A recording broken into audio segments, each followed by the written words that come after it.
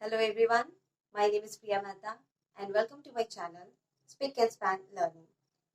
Today I have selected one of the most famous poem written by Rabindranath Tagore. Name of the poem is Where the Mind is Without Fear. Before explaining this poem, I want to explain what is the background of this poem, why it was written. So, the poem was written before independence of India. The poet Rabindranath Tagore saw that our country was divided into different group of people. They can be religion, because of the caste, because of the color, or rich and poor. Some people were called as upper class, others were lower class. India was in the clutches of British government. Whatever decisions were taken by, that was only by the Britishers. That was only good for the Britishers, not for the Indian people. At that time, there was restriction in education also. People of higher class only were opportunate to get advantage of anything. They were allowed to study. They were allowed to get improvement or increment. On the other hand, India was also suffering due to its own customs and traditions, which had held them together, and it was that they were not able to go from the place where they were. They were stagnant. They could not improve themselves because of the superstitious beliefs like Sati Pratha, Dowry system, caste system. At that moment, the poet saw and felt very disappointed. But he did not stay there. He was not a pessimist. He started writing a poem, and that poem he wrote in Bengali language. That Bengali poem is translated in English, which we are going to read, Where the Mind is Without Fear. Where the mind is without fear and the head is held high. The poem starts with a wish to have a place where people do not have to fear from anything, and here especially British government.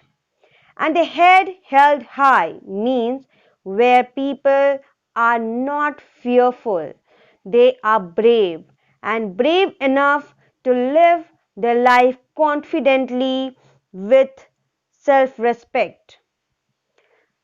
Where knowledge is free, as I told you, there were some restrictions for education.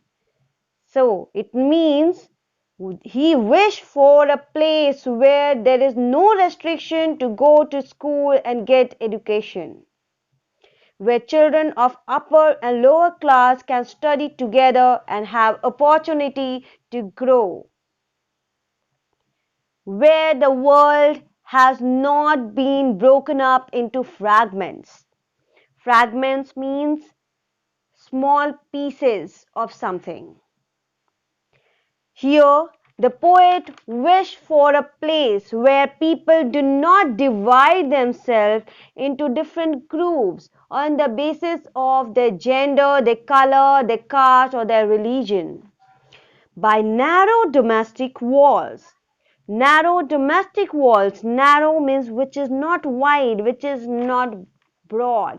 He's talking about the mentality of Indian people of that time who had made some rules, regulations which are called as the customs and traditions or superstitions, which had held them at one place and they were restricting them not to move from there, not to grow from their place, and which had made them helpless. Next line, where words come out from the depth of truth. The poet wished here to have honesty, truthfulness, and not selfishness or fake love and gesture. Where tireless striving stretches its arms towards perfection. Tireless striving means continuous efforts. He wished people to work hard continuously to achieve their perfection. Here, perfection means independence.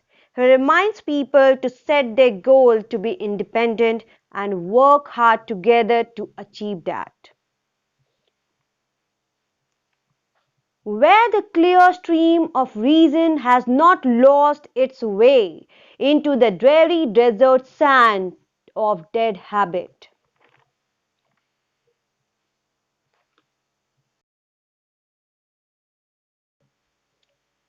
Stream means flowing water. Stream of reason has not lost its way. The poet wished the people should start thinking rationally instead of following their unreasonable custom, traditions, and superstitions. In the line, where the mind is led forward by thee, the poet prays God to lead the citizens of our country into ever widening thought and action to think better, to improve our knowledge and thinking ability, to inculcate selfless thoughts and inspire us to do such actions which can be remembered by the world, to devote our life for the betterment of our country. And the last line, into that heaven of freedom, my Father, let my country awake. What is a heaven? Heaven is an imagination of beauty, love, luxury, and happiness, where there is no hardship. So the poet asks God to give us the pleasure of heaven, means pleasure of freedom and independence. He called God my Father. As a father loves and protects his children from all sort of problems, he asks God to protect his countrymen from all kinds of negativity and remind the people to be together, to follow brotherhood, to struggle hard and achieve independence.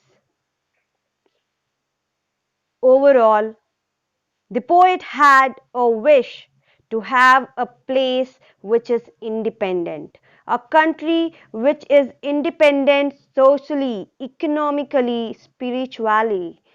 So, this poem actually inspired many youngsters who became freedom fighters and gifted us a country where the mind is without fear. This is the end of meaning of this poem. Now we'll proceed to the literary analysis. What is the style of this poem? This poem is a prayer. Next, its form. As it is a translation from Bengali to English, there is no rhyming. Hence, it becomes a free verse. What is the tone of this poem? It depicts the picture of British rule and cruelty towards Indians. What is the mood of the poem? It's optimism and hope. There is a wish for bright future. Next, what are the literary devices or poetic devices used in it? So you can see in line number 1, head is held high. It is an example of alliteration. There are many more examples of it, but I'm trying to give only one example because you can find many more alliteration here. In line number 6, stretches its arms. It is personification. Next, line number 7. Stream of reason is metaphor. In line number 8, dairy, desert, sand of dead habit. And line number 11, heaven of freedom. These are also examples of metaphor used in the poem. Beginning of each line repeats the same word which. So there is anaphora. This is all about the poem. If you have any more queries, you can comment and I will try to answer your questions. Thank you.